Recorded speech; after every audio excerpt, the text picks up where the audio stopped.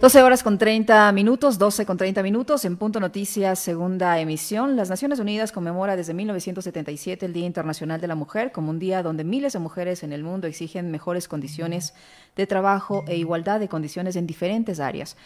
Sin embargo, pese a la lucha y pese a algunos derechos que se han reivindicado, los mismos han sufrido una regresión muy importante durante este último año también, esto provocado, entre otras causas, por la pandemia del COVID-19. Para hablar de la realidad en la que vive la mujer ecuatoriana, la mujer en el mundo, nos acompaña Elizabeth Ernst, integrante del Consejo de Protección de Derechos del Distrito Metropolitano de Quito. ¿Cómo está, Elizabeth?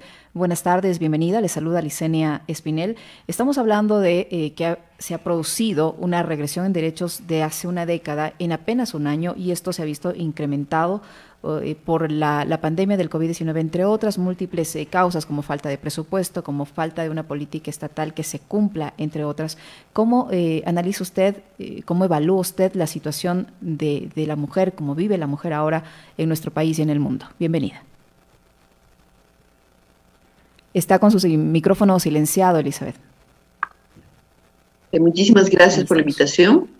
Y claro, en este día no podemos conmemorar y ni celebrar el Día de la Mujer, bueno, conmemoramos, pero realmente, como usted dice, el tema de la regresión de derechos ha sido muy importante.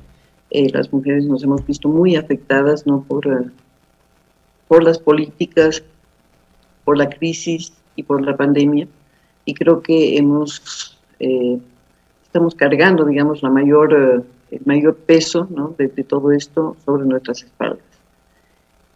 Creo que evidentemente, y hablando de las mujeres trabajadoras, el 8 de marzo se conmemora el Día Internacional de la Mujer Trabajadora, pero creo que es importante señalar que todas trabajamos, ¿no?, y que todas estamos de alguna manera también involucradas, digamos, en lo que es la resolución y la posibilidad de salir de esta situación, si es que todas nos consideramos mujeres trabajadoras, ¿no?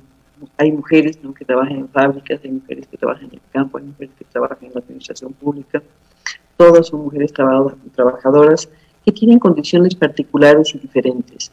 Pero creo que en esta pandemia, por ejemplo, lo que ha pasado es que por un lado se ha incrementado el trabajo doméstico, ¿no?, para las mujeres, el trabajo de cuidado a nivel de lo que es el cuidado que se realiza en la casa, el trabajo no productivo, es decir, el trabajo que supuestamente no genera valor, aunque sí genera valor, y es muy importante, y además está reconocido en la Constitución, el trabajo de cuidado sí genera valor, pero a las mujeres no se nos paga por ese trabajo. Se piensa que ese trabajo es una condición natural de las mujeres, no de ser cuidadoras. Entonces cuidamos a los niños en todas sus edades, cuidamos desde la preparación de los alimentos, sobre el tema de la lactancia, el tema, qué sé yo, de el estudio posteriormente, entonces de una serie de aspectos, ¿no?, que estamos justamente enfrentando. Cuidamos a los ancianos, cuidamos a las personas, ¿no?, que tienen problemas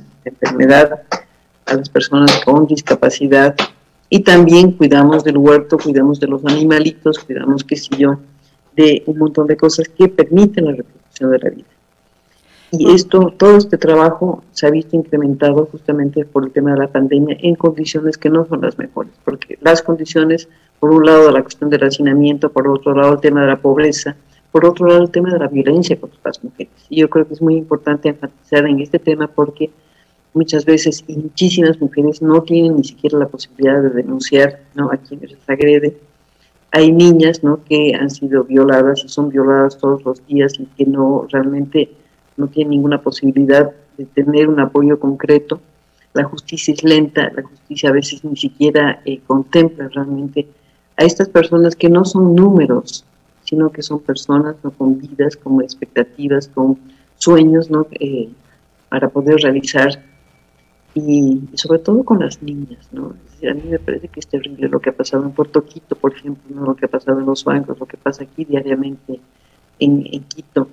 Todo eso nos debe conmover, y es peor que una pandemia. Es peor que una pandemia porque por eso ahí no tenemos ni vacunas ni posibilidades realmente de solucionar a corto plazo esto. Esto implica un profundo trabajo de prevención y de cambio, ¿no?, de estos patrones socioculturales que tanto están perjudicando, digamos, y dañando a las personas, ¿no? Y sobre todo a las niñas y adolescentes. No es posible que las niñas y adolescentes tengan que parir de sus violadores. No es posible que la Corte Constitucional se dé todo el tiempo del mundo como para recién decir, bueno, el tema de aborto por violación puede ser importante y bueno, y démosle paso. No podemos seguir esperando que realmente no hayan datos claros, ¿no?, sobre las mujeres que han sido asesinadas por sus compañeros, por femicidios concretos, y que ahorita a esta fecha no tengamos 21 casos de mujeres que han sido asesinadas.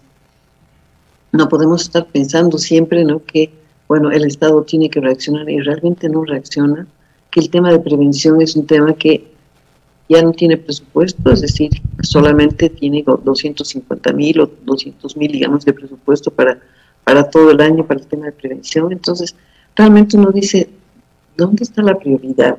¿Dónde está la prioridad? Es decir, si la prioridad es el ser humano, la prioridad somos también las mujeres. Nosotras somos seres humanos. Y tenemos Elizabeth, derechos y tenemos Elizabeth, ¿por qué cree usted que se ha presentado, Elizabeth, por qué cree usted que se ha presentado este retroceso, no solo por las condiciones que ha generado la pandemia, que estamos viendo que las mujeres son o somos sobreexplotadas en el ámbito laboral, que hay una contradicción, mientras que más carga laboral y más carga doméstica tenemos, hay también más desocupación, más desempleo que afecta a la mujer? Pero no solo es la pandemia, ¿cómo llegamos a este nivel de haber retrocedido prácticamente una década en cuanto a acceso a derechos las mujeres? Es decir, yo creo que es precisamente no por el hecho de que las mujeres, pese a que somos más de la mitad de la población del Ecuador, no somos prioritarias, no somos importantes. Y esto tiene que ver con una visión desde el presidente de la República hasta, qué sé yo, las diferentes autoridades, ¿no?, que miran más el tema, qué sé yo, del centavo que se tiene que gastar aquí, ¿no?, y de los miles de dólares que se tienen que gastar, por ejemplo, en temas militares o en temas que sí. Por ejemplo, el Ministerio de Salud, a mí me preocupa y me apena mucho, ¿no? Es decir, el Ministerio de Salud tiene ahorita una gran deuda con las mujeres, ¿no?, porque, es decir, su prioridad absoluta y total es el tema del COVID. Y ya los otros temas desaparecieron, es decir, la violación de las niñas, la necesidad de trabajar estos temas con las personas LGBTI, ¿no?, con los adolescentes, las adolescentes, con todas las personas, ¿no?, que llegan a los centros de salud, ¿no?, pero que realmente no hay presupuesto absolutamente nada, para nada, sino para la cuestión del COVID, que además está tan mal administrado y tan mal propuesta.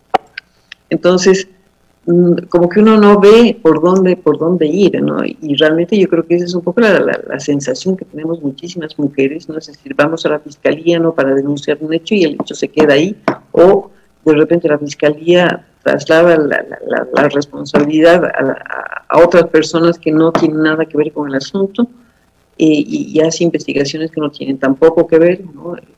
Estamos tratando, ¿no?, de que a nivel de la Corte de Justicia, ¿no?, y la Corte Nacional de Justicia ha tenido una apertura muy grande en relación a tratar de solucionar algunos problemas que tenemos en relación a la ley, pero, por ejemplo, para las mujeres trabajadoras, es decir, todavía no hay claridad y el tema de los despidos sigue siendo, digamos, un problema.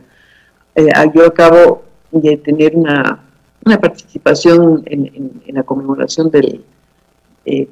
justamente de la Corte Nacional de Justicia, y una de las cosas que decían, bueno, se hace una ley, pero no está claro cómo aplicarla. Se hizo una ley no para que las mujeres que son madres, trabajadoras, ¿no?, que están en etapa de embarazo, parto, puerperio, qué sé yo, que están en su fase de lactancia, no sean despedidas.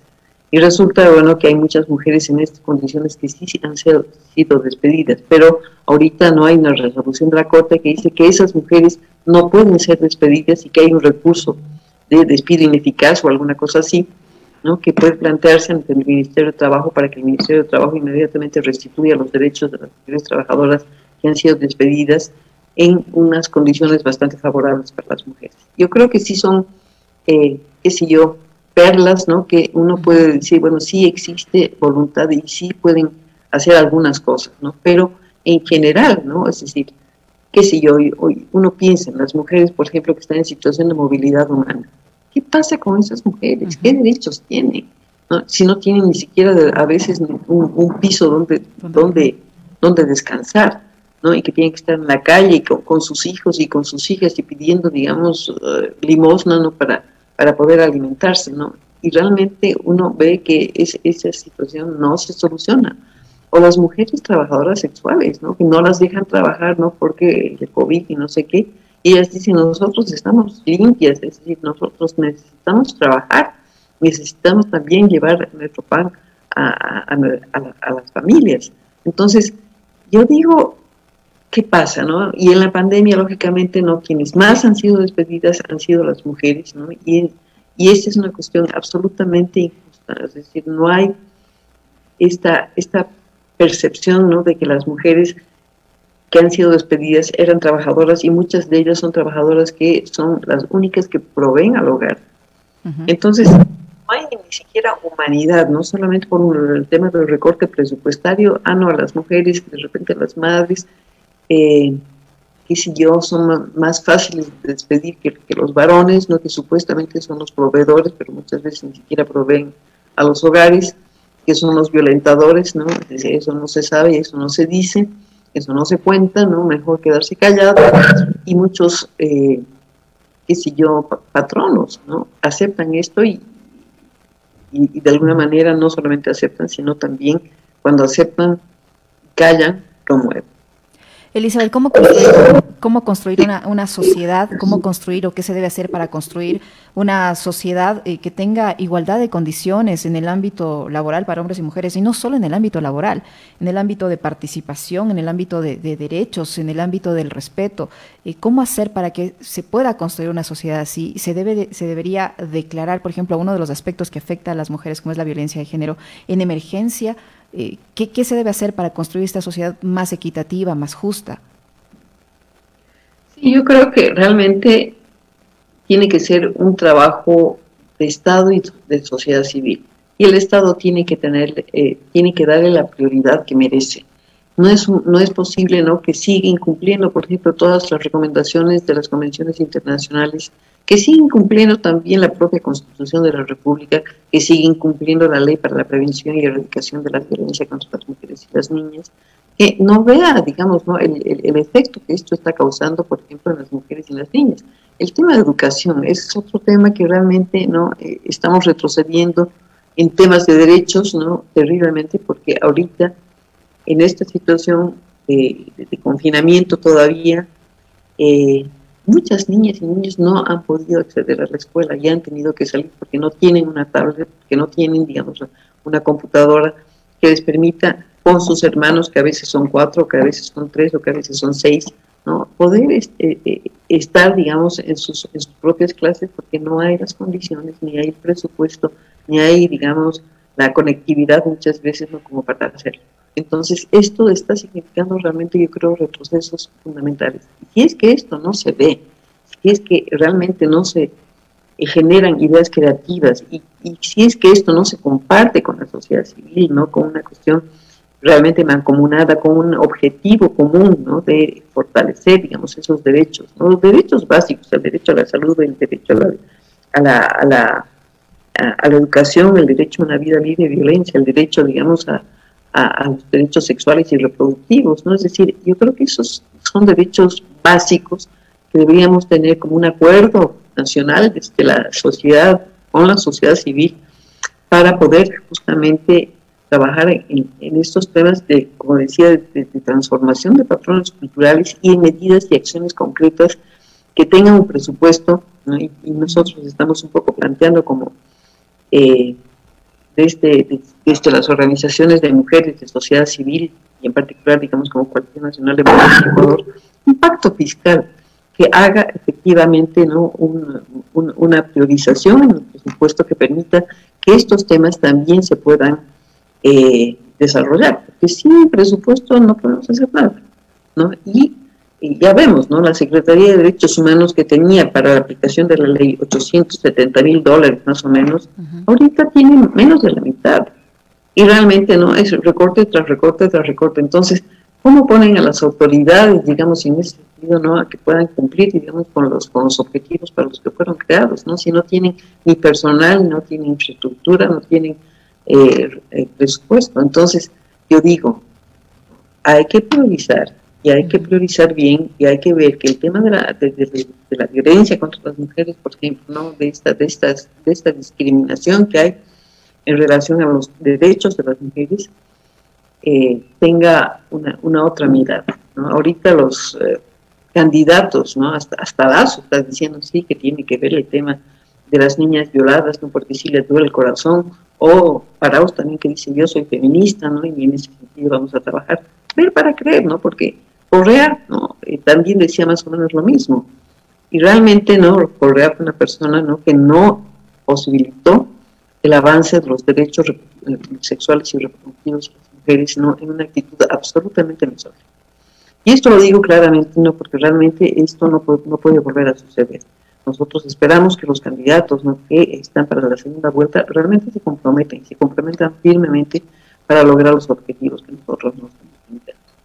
Muchísimas gracias, Elizabeth. Ojalá así sea. Muchísimas gracias por su tiempo y por la información que nos ha proporcionado. Elizabeth Ernst, integrante del Consejo de Protección de Derechos del Distrito Metropolitano de Quito, que nos acompañó en esta entrevista. Muchas gracias, Elizabeth.